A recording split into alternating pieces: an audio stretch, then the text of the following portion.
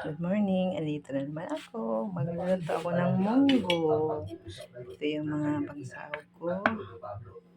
Tapos ito yung pritong isda. Tapos mga gulay na ihalo ko sa munggo. Nilaga ko munggo. Ito yung mga dahon. Alagbati.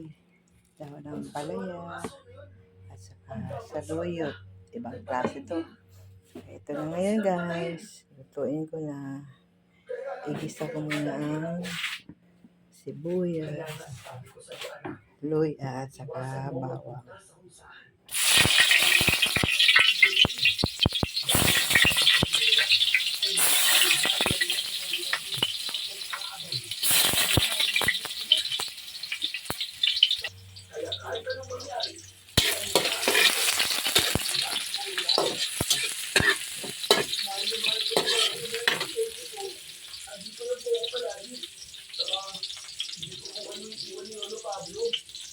Kunting asin.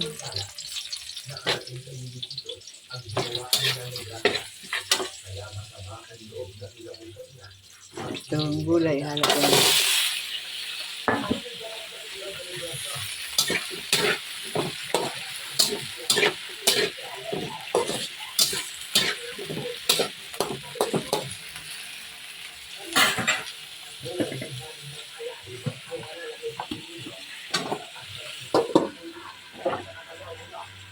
Yan ang sain. Init lang yung bahay. Yan ang mga gulay. Inahalo ko na. Ba?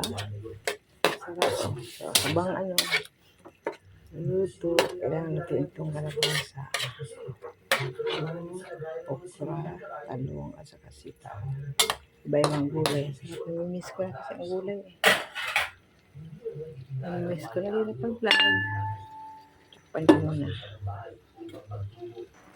Okay guys. Halo ko na itong mga dahon. Itong saluyot. Kasi ang saluyot, matagal na luto.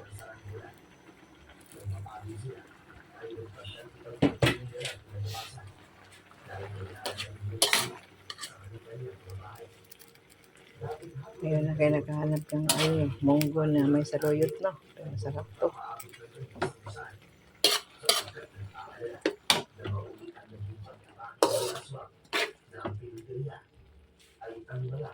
Naluan ko ng pritong isda. Halo ko na naman itong alagbati. Huli na itong ampalaya kasi dali lang itong maluto.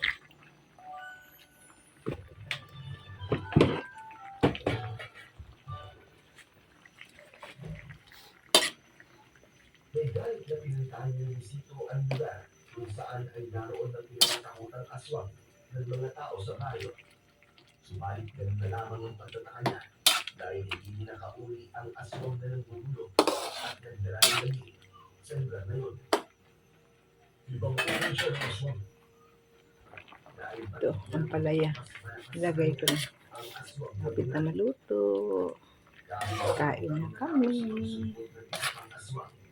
Kaya nagsipang ulo nito. Samantala, pinatake naman ng bisito ang aswang na nalog. Nagpampuno ang dalawa. Pinakalimbuan ang nilabok habang nagdala pa ng dalawang aswang.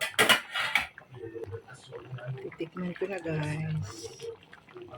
Ito kalabasa. Tikman ko na ang lasa.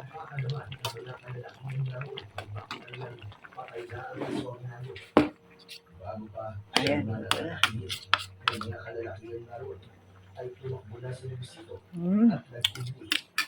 Tumuto na guys. Thank you for watching guys. God bless. Yummy. So yummy.